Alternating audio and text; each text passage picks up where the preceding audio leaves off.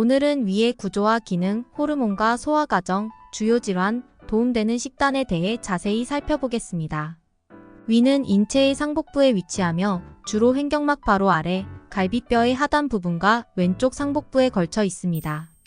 해부학적으로 위는 식도에서 받은 음식물을 저장하고 초기 소화 과정을 수행하는 중요한 장기입니다. 위는 주로 세 부분으로 구성됩니다.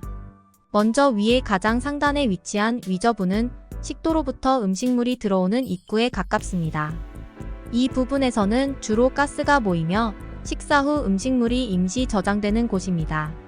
위저부에서는 그렐린이라는 호르몬이 분비되는데 이 호르몬은 식욕을 증가시키는 역할을 하며 식사 전에 높은 수치로 분비되어 음식 섭취를 유도합니다. 여기서 음식이 혼합되고 부분적으로 소화됩니다. 다음 위체는 중심부로 위의 대부분을 차지합니다. 위체에서는 위산과 소화 효소들이 분비됩니다. 이 효소들은 음식물의 화학적 분해를 담당하며 단백질 분해에 특히 중요한 역할을 합니다. 가스트린이라는 호르몬도 여기에서 분비되는데 가스트린은 위산 분비를 촉진하고 위의 운동성을 증가시켜 소화를 돕습니다. 위산은 음식의 소화와 박테리아 제거, 영양소 흡수에 중요한 역할을 합니다. 위산과다는 과도한 위산 분비로 소화불량, 가슴 쓰림 등을 유발하며 위궤양이나 역류성 식도염과 같은 질환을 초래할 수 있습니다. 저산증은 위산 분비가 부족하여 소화불량, 영양결핍, 위장 감염의 위험이 증가합니다. 마지막으로 위저부는 위의 하단 부분에 위치하며 유문에 인접해 있습니다. 소장의 시작 부분인 12지장과 연결됩니다. 이곳에서는 음식물을 혼합하고 소화된 음식물을 12지장으로 보내기 전에 더 작은 입자로 분쇄하는 역할을 합니다. 소마토스타틴이라는 호르몬이 주로 이 부위에서 분비되며 이 호르몬은 가스트린의 작용을 억제하고 위산 분비를 줄여 소화 과정을 느리게 합니다. 이제 위에서 3대 영양소가 소화되는 과정을 살펴보겠습니다. 탄수화물의 소화는 주로 입에서 시작되며 타액의 아밀라아제에 의해 초기 분해됩니다. 위에서는 위산에 의해 아밀라아제의 활동이 중단되므로 추가적인 분해는 소장에서 이루어집니다. 단백질의 소화는 위에서 주로 일어나는데 가스트린이 위산과 펩신을 분비하도록 자극합니다. 위산은 단백질 분자의 구조를 변형시켜 펩신이 작용하기 쉽게 만들며 펩신은 단백질을 더 작은 폴리펩타이드로 분해합니다. 마지막으로 지방의 소화는 위에서는 제한적으로 일어나며 주로 소장에서는 담즙산이 지방의 유화를 촉진하고 췌장의 리파아제가 지방을 더 작은 지방산과 글리세롤로 분해합니다. 위에서는 지방을 미세 입자로 분산시켜 소장으로 전달하는 역할을 하며 위의 근육 운동이 이 과정을 돕습니다. 위에서의 이러한 과정들은 각각의 영양소가 효율적으로 소화되고 흡수될 수 있도록 돕습니다. 특히 단백질의 경우 위의 화학적 분해 과정이 매우 중요하며 다른 영양소는 소장에서 더 집중적으로 처리됩니다. 다음은 위에서 발생할 수 있는 주요 질환들에 대해 알아보겠습니다. 위 질환은 여러 가지가 있으며 각각의 질환은 원인과 증상, 그리고 치료 방법이 서로 다릅니다. 먼저 위염입니다. 위염은 위의 내벽에 염증이 생기는 상태로 헬리코박터 파일로리 감염, 장기간의 약물 사용, 과도한 알코올 섭취 또는 스트레스 등이 원인이 될 수 있습니다. 증상으로는 상복부 통증, 구역질, 구토, 소화불량 등이 나타납니다. 치료는 원인 제거와 함께 위산 억제제나 항생제를 사용하여 이루어집니다.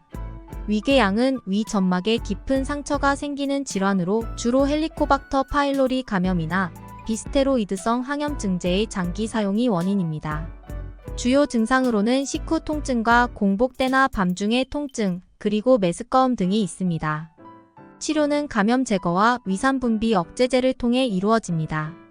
위의 장상피화생은 위 점막이 장기간의 염증으로 인해 소장이나 대장의 점막과 유사한 세포로 변하는 상태를 말합니다. 장상피화생 자체가 즉각적인 암의 위험을 나타내는 것은 아니지만 이 상태가 지속되면 위암으로 발전할 가능성이 높아집니다. 주로 무증상이며 발견 시에는 위염과 유사한 증상이 나타날 수 있습니다. 이러한 상태는 주로 염증을 줄이고 위 점막의 추가적인 손상을 방지하는 식단 관리가 필요합니다. 근본 원인을 치료하고 정기적인 내시경 검사로 조직 변화를 모니터링하는 것이 포함됩니다. 위축성 위염은 위 점막이 점차 얇아지고 위선의 수가 감소하여 기능이 감소하는 만성 질환입니다. 위 점막의 위축과 함께 염증이 지속되면 세포의 DNA가 손상을 입고 이는 암세포로의 변화를 촉진할 수 있습니다. 이는 헬리코박터 파일로리 감염이나 자가면역 반응이 원인이 될 수 있으며 소화불량, 복통, 체중 감소 등의 증상이 나타날 수 있습니다. 위축성 위염은 위 점막이 손상되어 내인성 인자와 위산 분비가 감소하므로 이로 인해 비타민 B12와 철분의 흡수가 저하되므로 식단 관리나 보충제를 섭취합니다. 치료는 감염 제거와 증상 완화를 위한 약물 치료, 그리고 영양 보충을 포함합니다. 마지막으로 위암 초기 증상에 관한 내용입니다. 위암은 위 점막의 세포에서 발생하는 악성 종양으로 초기에 특별한 증상이 없을 수 있어 조기 발견이 어려운 질환입니다. 암이 진행될 경우 복통, 체중 감소, 식욕 부진, 메스꺼움 등을 경험할 수 있습니다. 위암 초기에 몇 가지 주의해야 할 증상들을 알아보겠습니다. 첫째, 소화불량입니다. 지속적이거나 반복되는 소화불량은 위암의 가능성을 시사할 수 있습니다. 특히 음식을 섭취한 후에 불편함이나 소화가 제대로 되지 않는 느낌이 자주 들 때 주의가 필요합니다. 둘째, 복통입니다. 위암 초기에는 상복부에 경미한 통증이나 불편함을 느낄 수 있습니다.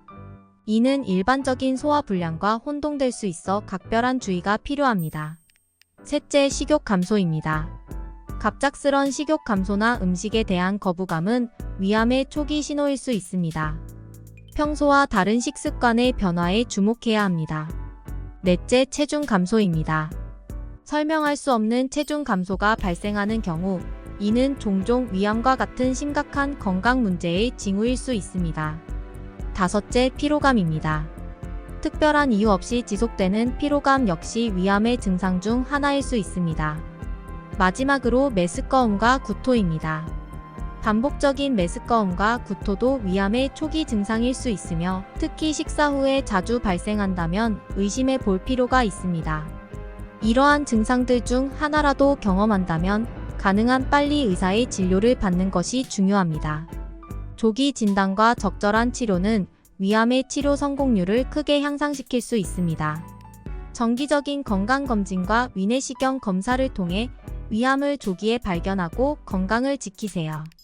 위암의 치료는 수술, 방사선 치료, 화학요법 등 다양한 방법이 있습니다. 위 질환들은 적절한 의학적 평가와 치료를 통해 관리될 수 있으므로 증상이 나타나면 전문의와 상담하는 것이 좋습니다.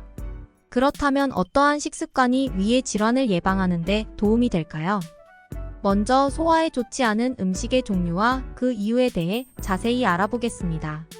소화 시스템은 매우 민감하며 특정 음식들은 소화 과정을 방해하고 불편함을 유발할 수 있습니다. 이러한 음식들을 피하면 소화 건강을 유지하는 데 도움이 될 수 있습니다. 첫째, 지방이 많은 음식입니다.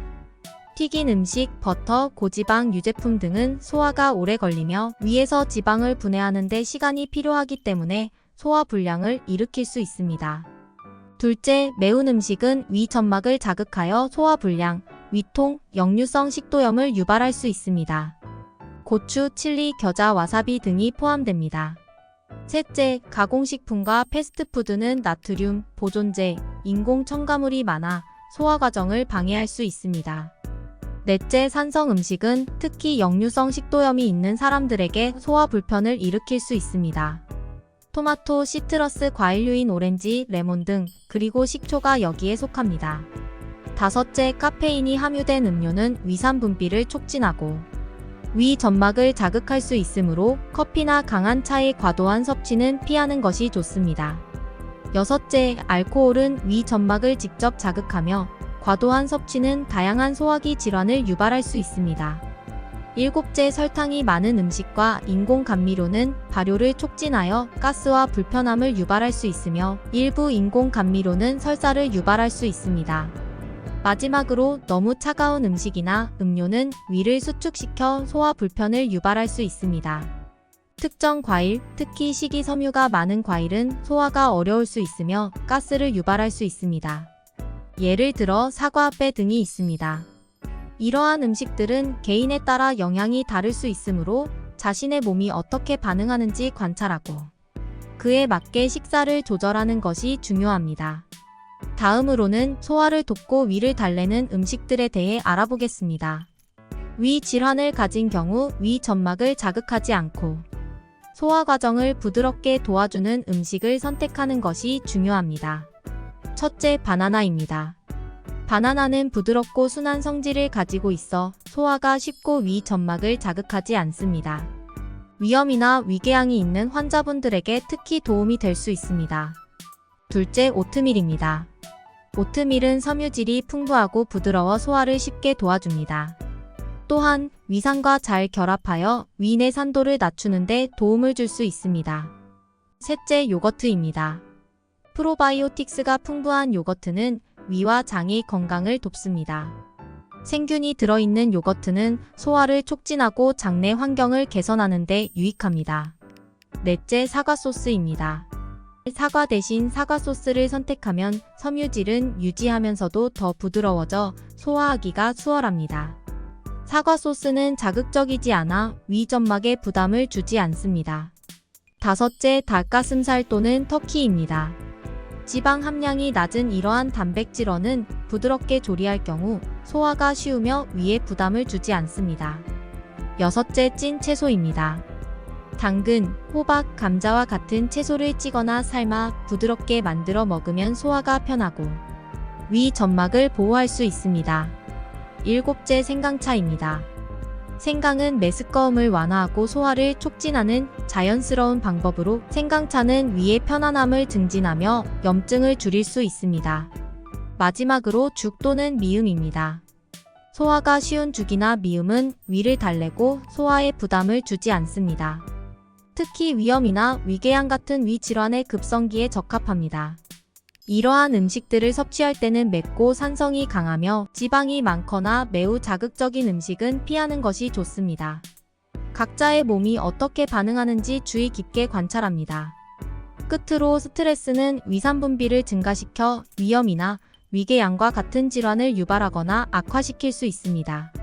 스트레스로 인해 위의 운동성이 방해받고 위 점막의 보호 기능이 약화되어 소화불량과 역류성 식도염의 증상이 나타날 수 있습니다. 스트레스 관리를 위해 규칙적인 운동, 명상, 건강한 식습관으로 쾌적한 일상을 유지하시길 바랍니다. 또한 정기적인 위내시경 검사가 필요합니다. 용종과 선종은 위장관에 발생하는 비정상적인 조직 성장으로 대부분은 양성이지만 일부는 암으로 발전할 위험이 있습니다. 이를 관리하기 위해 발견된 선종은 내시경을 통해 절제할 수 있습니다. 또한 선종이 제거된 후에도 주기적인 추적 검사를 통해 재발을 감시하는 것이 중요합니다. 감사합니다.